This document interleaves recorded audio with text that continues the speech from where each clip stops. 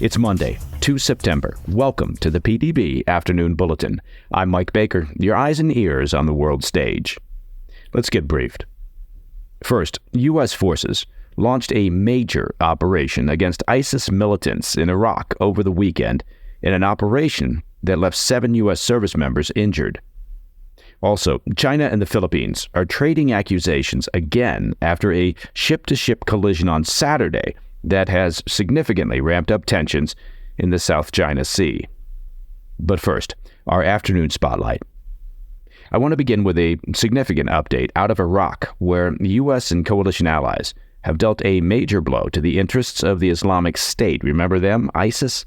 The U.S. Central Command revealed Saturday that U.S. military and Iraqi security forces conducted a major raid on ISIS strongholds in western Iraq in an operation on August 29th, killing 15 ISIS militants, according to a report from ABC News.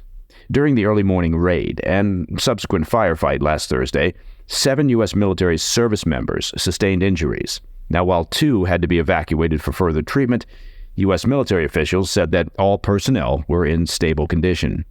The operation targeted the terrorist group's leadership, and while so far no names have been released, intelligence indicates that key leaders of the first rank of ISIS were among the dead. Iraqi forces reportedly continued making arrests and staging raids on locations linked to ISIS throughout Saturday.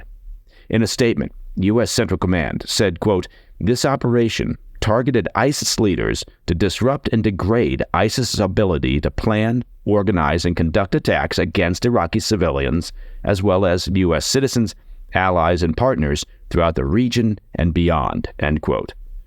Officials said there was no indication of any civilian casualties as a result of the raids.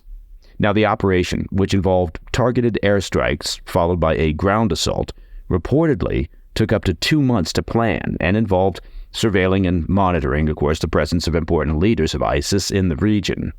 As a reminder, the U.S. still maintains a presence of about 2,500 troops inside Iraq to train their security forces and to assist on missions related to militant activity, particularly ISIS.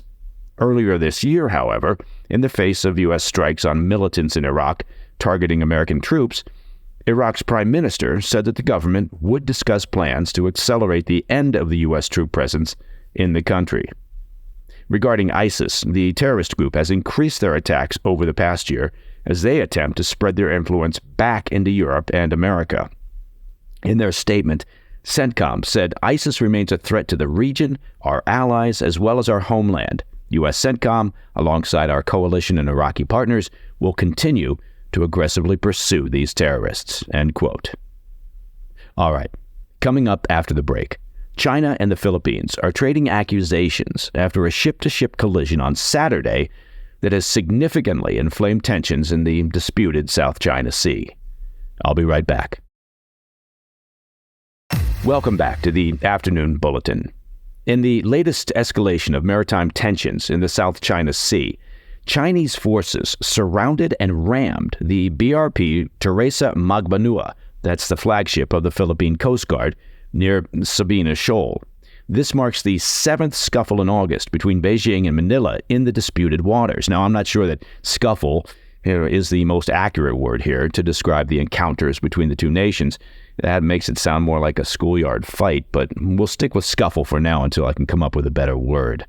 On Saturday, the Magbanua was reportedly rammed 3 times by a Chinese Coast Guard vessel without provocation within the Philippines' exclusive economic zone.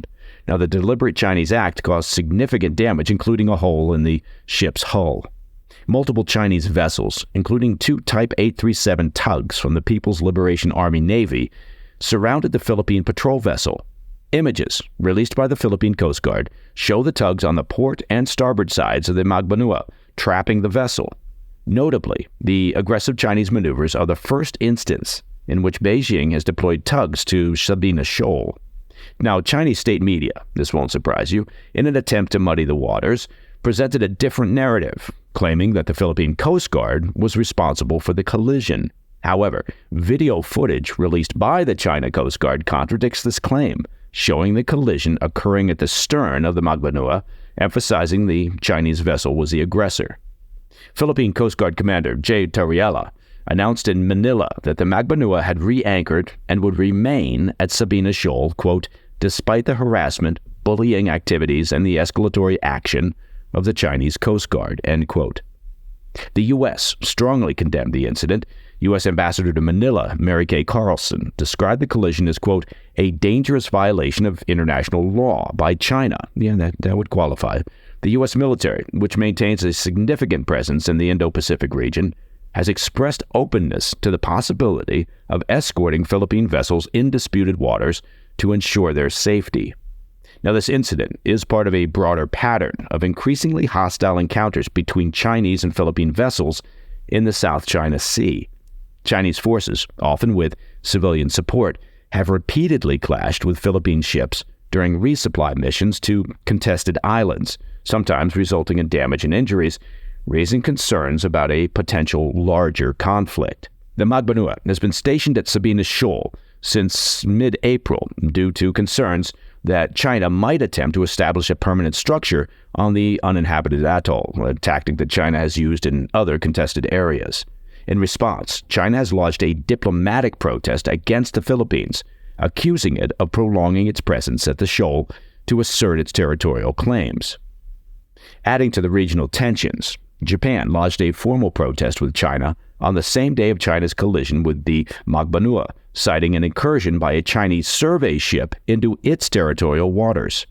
This follows a series of similar encounters between Chinese and Japanese forces, including the entry of a Chinese military aircraft into Japan's airspace, as we reported last month on the PDB.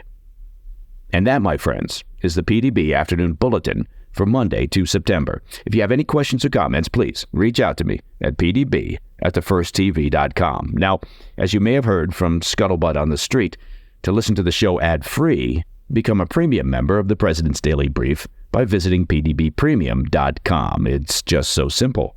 And if you want to catch past episodes of the PDB or our weekend show, and that's the PDB Situation Report, well, check out our YouTube channel at President's Daily Brief. I'm Mike Baker, and I'll be back tomorrow. Until then, stay informed, stay safe, stay cool.